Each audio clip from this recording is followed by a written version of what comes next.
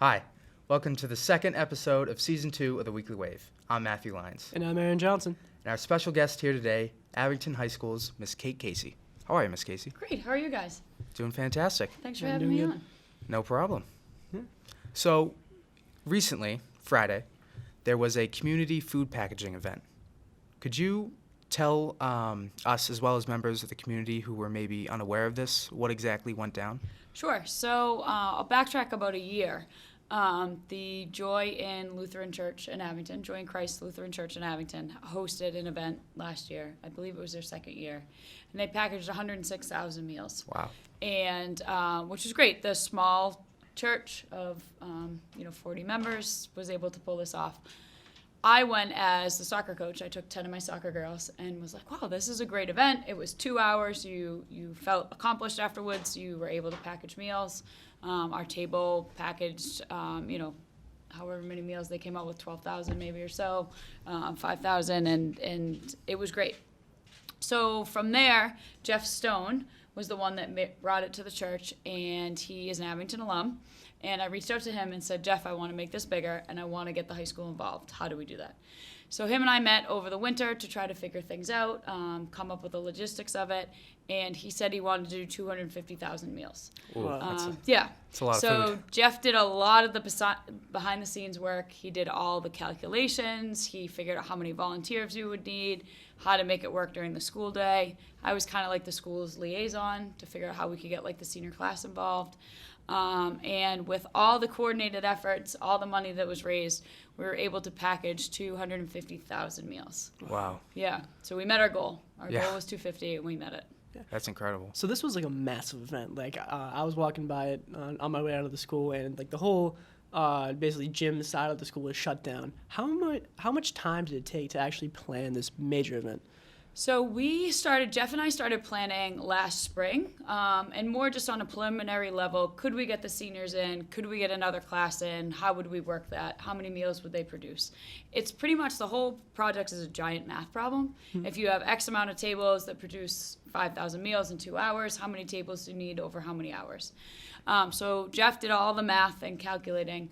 We started meeting over the summer as a steering committee and really took off in September. So September, October, and November, we were meeting every couple weeks. We met the last 2 weeks, like back-to-back weeks, to make sure we had everything in place. And then it all started on Thursday. That's awesome. Yeah. So I know that members of like the Lyons Club and as well as Girl Scouts contributed to this, as well as the senior class. So how many people exactly were involved? Sure. So I have some actual numbers for you. Oh, cool. We had 626 volunteers altogether. Wow. And in order to package the 250,000 meals, we had to fundraise, obviously, for the dry goods. Yeah. Through community outreach, a GoFundMe page, and private donations, and a couple grants, we were able to raise the $63,000 that was required. So that was easy. We got actually the last $100 and some odd dollars came in Saturday morning in a donation bin. Wow. That was in the lobby of the event.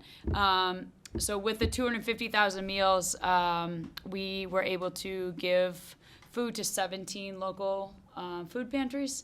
And if you work backwards in the math, the 250,000 meals came from 18 tons of food that was sorted through.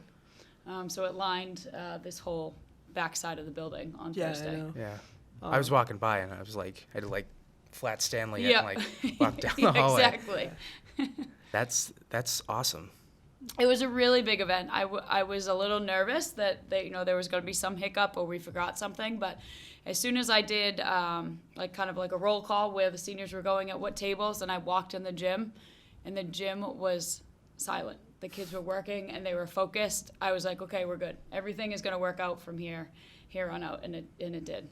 So essentially we did 3 shifts, about a 12:15 to 2 o'clock shift, a 9 to 11 shift, and a noon to 2 shift. So in 6 hours, we packaged 250,000 meals. Wow. That's crazy. Yeah, That is. do the math. It's a lot of meals an hour. Yeah. And how many people you said? Like 600?